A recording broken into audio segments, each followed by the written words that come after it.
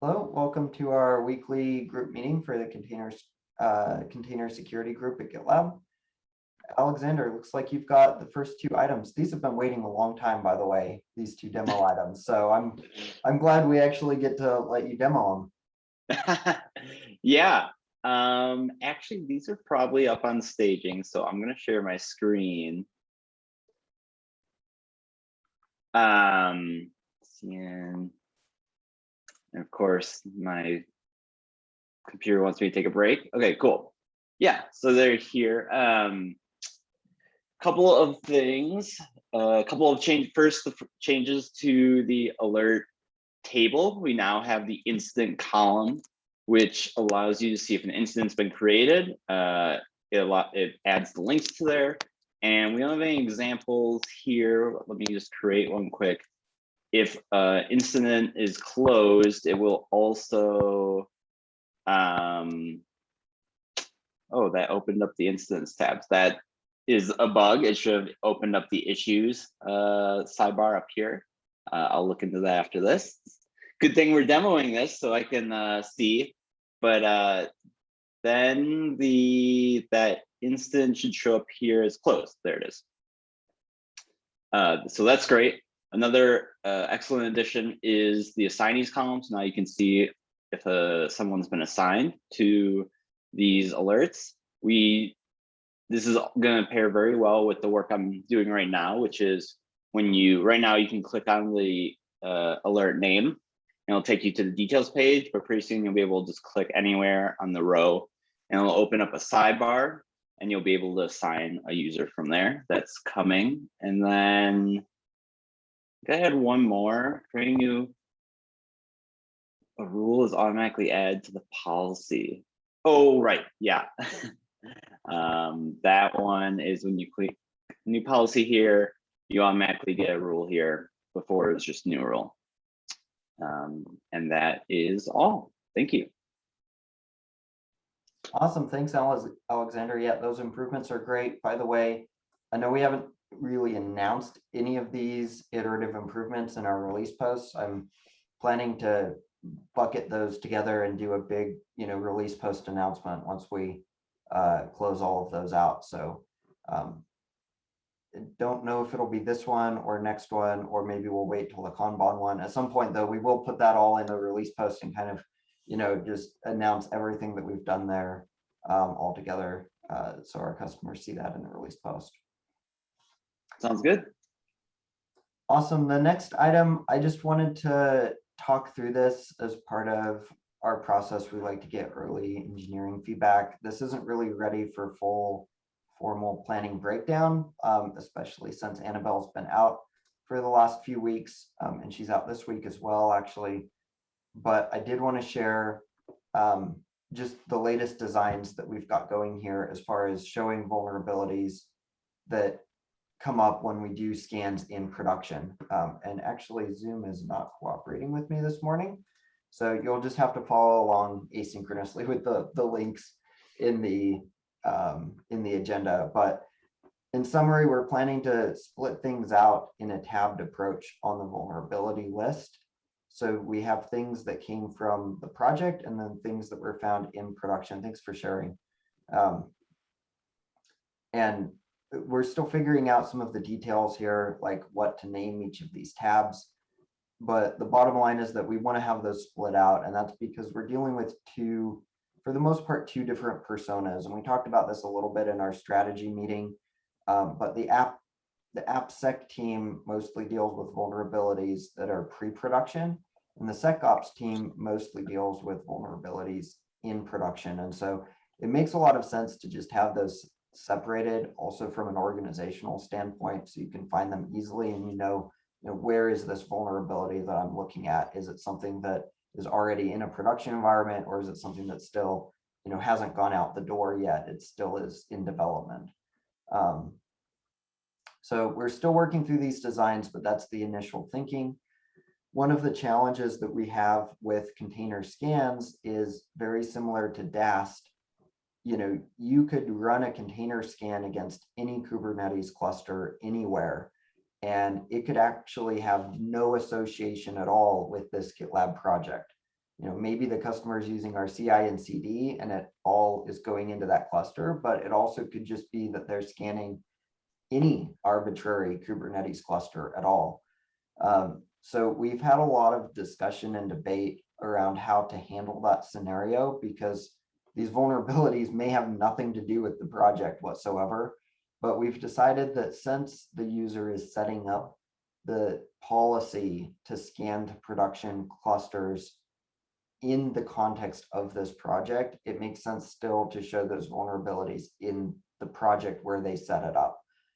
So it'll be associated with the project where they set up the scan originally, is our thinking. So, again, if you've got multiple projects and they all, because you can set up a cluster integration with GitLab in multiple ways and even in multiple projects, and it can be the group level, the workspace level, the project level, but really it's going to come down to where was the scan policy created to initiate the scan. That's the project that we would want to have these things come back and be displayed in.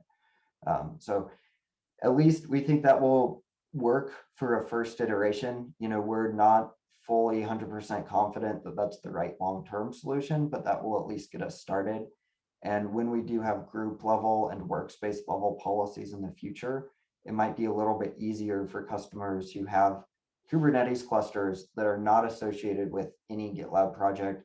They can create an instance-wide or a workspace level policy to scan those, and that way it will be just at the highest top level for their whole workspace, rather than showing these up on a project. Again, open to feedback there. We've got a number of questions, open questions and comments running in the design, but I just wanted to share that at a high level. I guess I alluded to this, but just to call it out directly, also for our first iteration, the way you would set this up is through a security policy. So you would, instead of selecting which branches you want to scan, you would go in and you would select which environments you want to scan, or really which namespaces in your associated Kubernetes clusters that you would want to scan.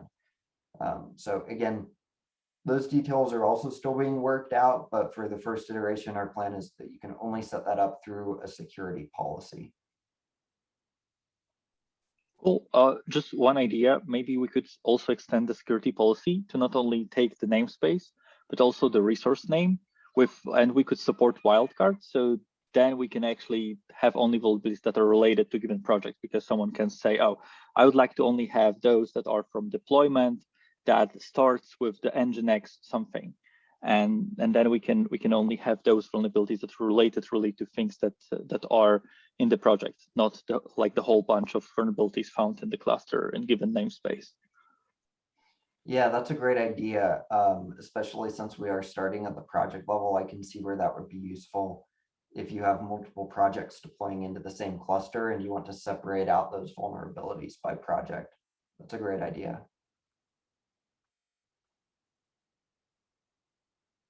Any other comments, feedback, input onto this to discuss synchronously? Otherwise, we can continue asynchronously when Annabelle gets back next week. It looks great. I haven't seen that before I started working on Starboard, so I wanted to make sure that the technical solution, I was thinking about technical solution, and then I was thinking how we could like show it to the user. And then I saw those designs, and I believe those are perfect match for what we had from Starboard discussion. Awesome. Yeah, that's great to hear. And Alexander, since you're able to screen share, could you, I'll drop this link in the chat. Could you share this as well, just the prototype? Alan, have you seen the prototype of where we plan to have the setup for this and what that we plan to have that look like? And again, these are ideas. This isn't like set in stone. I want to make that clear. Like, we're not dictating the direction here. This whole prototype is meant to just communicate the idea and get the conversation started. But in here, you would be able to say, if you switch that to a schedule rule down in the if statement, where you say if instead of a pipeline is run, set it to a schedule. And then you can select either a branch or an environment there. Would be the idea. And we can adjust this as needed, like you suggested there, Alan. this is not fixed by any means. So if we wanted to change this and let you specify the type of object to be scanned or put in some sort of filter for which deployments, you certainly can do that as well. Yeah, I've seen that. Yeah, it will work. In here, it's probably worth noting that, down the road, just to keep the end in mind, there are actually several kinds of things that we might schedule to run against a production environment. So we're starting with container scanning, but you might be able to schedule like a DAST scan or even an API fuzzing scan are both things that can be run against like an external URL. So, there's multiple types of like these live scans that we want to be able to support.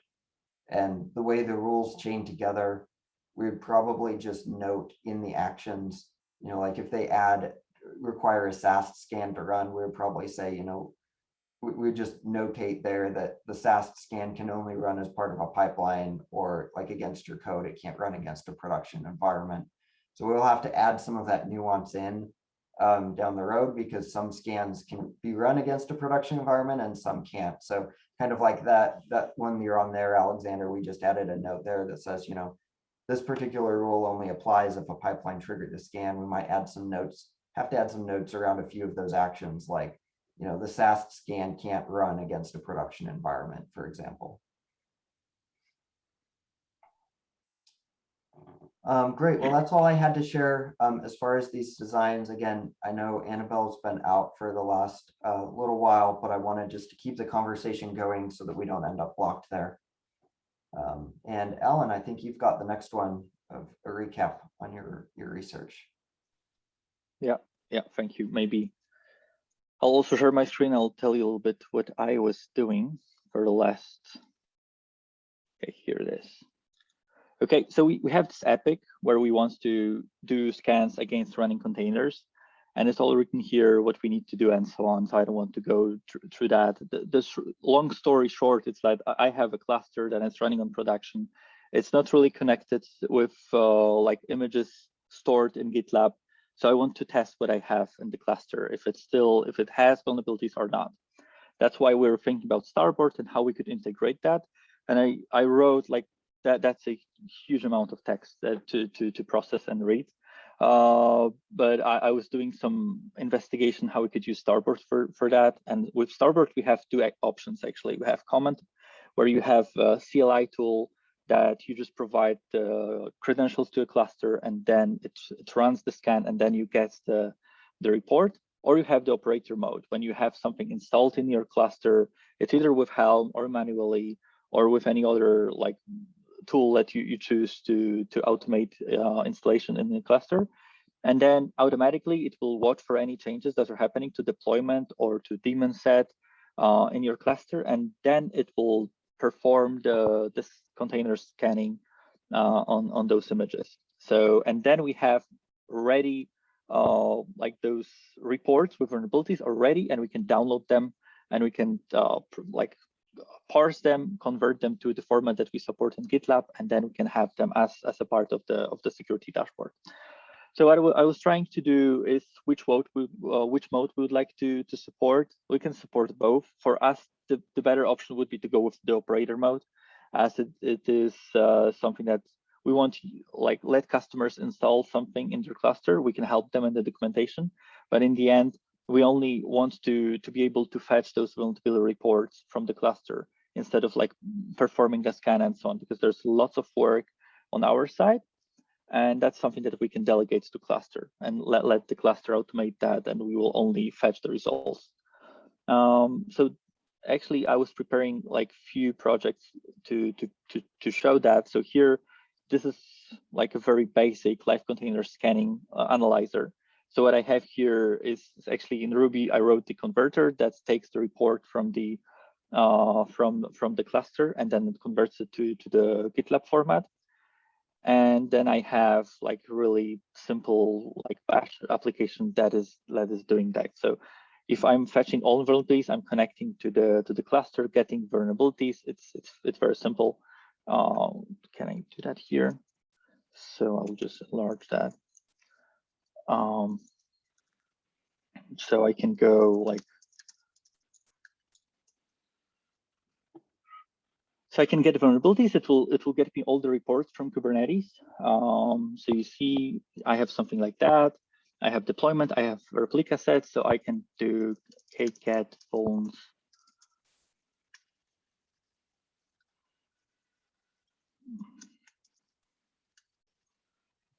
It will get me the vulnerabilities in the JSON format, and then I can convert it. So it's very simple. It is. I have that installed in my kubectl, and it's actually installed in the Kubernetes cluster. So these vulnerabilities I can easily download, and I can convert them to the GitLab format. Or I can the other option I have in this analyzer is I'll initialize the starboard in the cluster, so it will install every object in the cluster that is needed to perform a scan, that will start the scan and get vulnerabilities. So I have prepared this analyzer to work with both command line mode and operator mode. And this, in the end, it creates the scanner that then I can use in other project I have here. The other project is fairly simple. It has only like GitLab CI YAML file that is performing the whole scan. You see the scanner, everything. Then I have in my settings, I'll just go quickly in my settings, I have kubeconfig variable that contains the whole config for my to connect to my Kubernetes cluster. And then I can perform the scan, and I will get the results. So these are results that are actually fetched from the Kubernetes cluster. So I have some information here that I have an Nginx 1.9. I have a problem with this package that I have to update, and so on. So if you're interested in actually, it's all written here, what you can do and how to get those reports. You can read them. So Thiago was asking me about the report. Our report, so you can get it here. I can see how it looks like, and then you can go to pipelines in this project and get the actual what was generated in the by the analyzer I wrote, the simple one. So the good thing for us, because we were concerned about the permissions, we didn't want to give like the full permission to the analyzer. We want to give only like a really limited set. So the good thing, the only thing that we need, let's go to permissions. The only thing that we need is to be able to get and list those vulnerability reports from the cluster. That's all. We don't need to know about the deployments, about daemon sets, about pods, namespaces. The only thing we need to know is be able to access those vulnerability reports, which is great. Like, we are not giving like full like cluster admin role just to fetch it. We only need to do this small thing here. The other thing,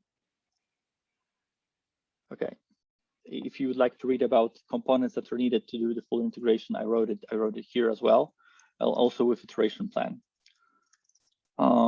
So what we need to do in which parts and how we could prepare front end and back end and other parts of the GitLab to support it. So I was thinking about, first we could start simple.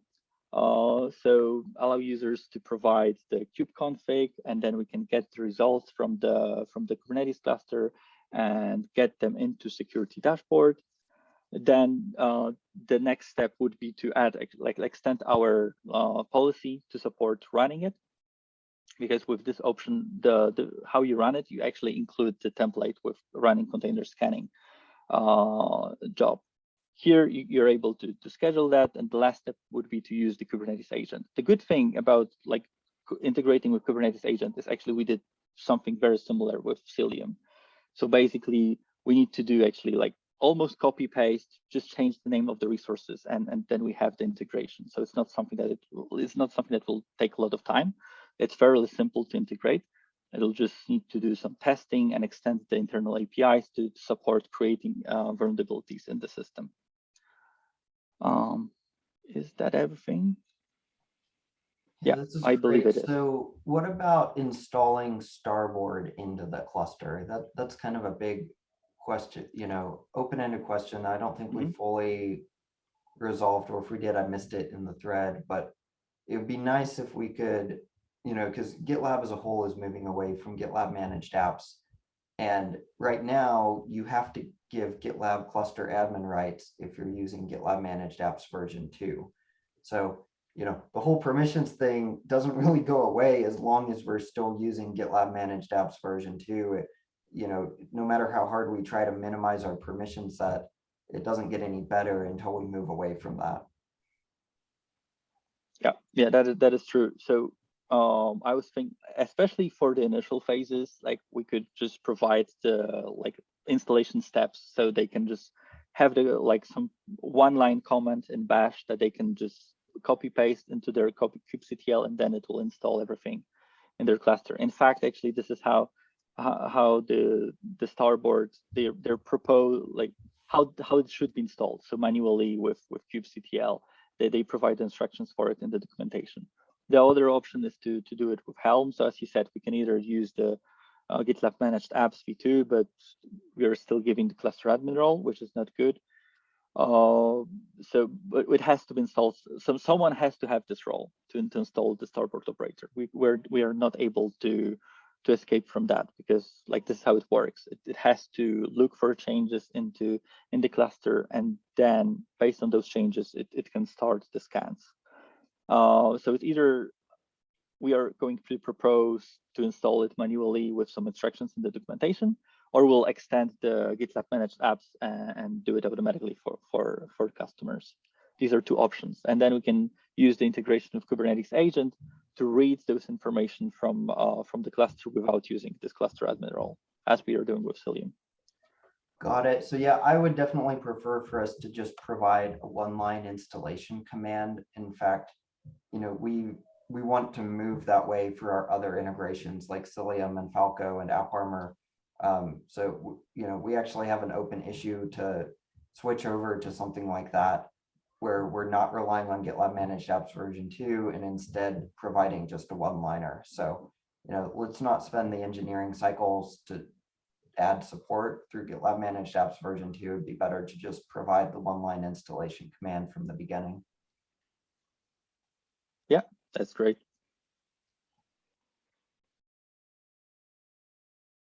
Yeah, great. Thanks for walking through all of this. And I think we've got a really good path forward here. Maybe we are ready for planning breakdown officially. Actually, as I look through all of this, maybe we're not quite there on the front end, since we've still got some details to work through. But even that, I think we've got a rough skeleton idea, Alexander. I think there are some open items around which filters and which columns we're displaying, like some details like that. But I think the overall concept is pretty solid. So I guess I'll leave that up to you, Alexander, if you feel like we're ready to move this on to start writing implementation issues on the front end. But I feel like we're at least there on the back end.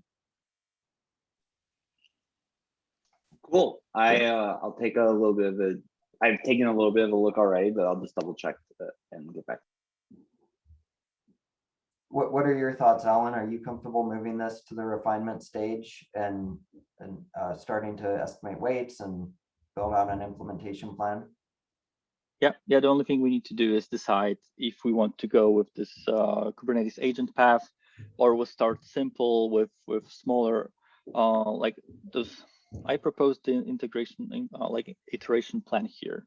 Mm-hmm. So if we would like to go with step 1 and then step 2, or immediately extending the Kubernetes agent, because we think it will take a little bit more time to fully prepare the designs for frontend and so on. So then we can invest some time to just do it right in Kubernetes agent from the beginning, or we can just do it simple with that. So all options are great, I believe, and we're good.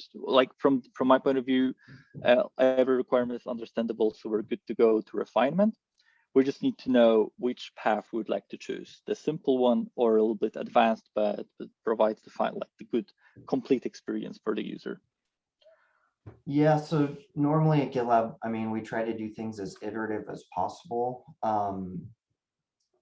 You mentioned that it would not be a lot of work, though, to extend the Kubernetes agent. It sounds like how much extra work would it be to just do it right from the beginning? Well, I would need to do the full requirement, but yeah, I like small steps. So for me, it would be probably better to just do like one by one with this iteration plan, because it is still needed for the Kubernetes agent. Like there's nothing will be wasted. So, and then we can quickly get that to end users and provide that so they can test it, they can see if they like it, and so on. So for me, like it's more just to get feedback from users. It's probably better to just go one by one, especially that not everyone is using Kubernetes agent. So yeah, I don't think there's a problem with that. You know, especially as you mentioned, if nothing's wasted, then we may as well do it more iteratively than not. So unless there's a strong reason not to, you know, let's go ahead and tackle this iteratively. If we need to split it into 3 separate epics, we can do that. Just let me know if you want to handle this as 1 epic or 3 separate ones. okay, I believe 1 epic would be enough, because at the end we want to deliver something as a result of that epic. I don't believe we'll deliver more with 2 epics. It will be the same result. Got it. Okay, and then as far as like the front end goes, you know, I think the way you've got this is great. A lot of the front end configuration, like that prototype that we demoed, obviously that's going to be a little ways out anyway. So the first step would just be adding YAML support, you know, and that's all back end anyway. I think the first several steps of this are all back end. And, you know, hopefully by the time we get through all of that back end work, then our front end team is a little bit more freed up and can come work on this. So at least from your perspective, Alexander, I mean, this is going to be a few months out before you're really looking at this, because, you know, again, a lot of that we can handle just with what the UI that we've got today. Like you can just set it up as YAML in your security policy project to kick it off, and then you can view the results, you know, elsewhere. Where will we show the results initially, Alan? Is one question in your iteration plan. Maybe I missed that. I know we're up on time, so if anyone has to drop, go ahead. Yeah, that's a good question, because in the initial plan, I was thinking just to put it into security dashboard with some, I don't know how to like say and differentiate that from the current like results that we already have, vulnerabilities in the security dashboard. So that's something that we still need to think. But yeah, for now we can still have it in security dashboard. We just need to find a way how to show it differently. Maybe different name. Maybe instead of like container scanning, we'll call it like running container scanning. And just by the type, we'll be able to show that. And then we're gonna just extract that to a separate tab. Yeah, that's a good idea. That's a great first step. We can work with Annabelle on the name. I liked what you have with live container scanning, but I think I would defer to Annabelle on the official name for that. Yeah, that's great. So that gives us a full path, both from configuration, installation, all the way through to showing the results. So we actually need no front end work to get that initial work done. And then we can have the front end work come a little bit later to clean it up and separate out the tab and clean up the configuration and the rules part of the UI. Awesome. Well, thanks for walking us through that, Alan. Thanks for the demos, Alexander. Great discussion today. Have a great week, everyone. Have a nice one. Bye-bye. Bye.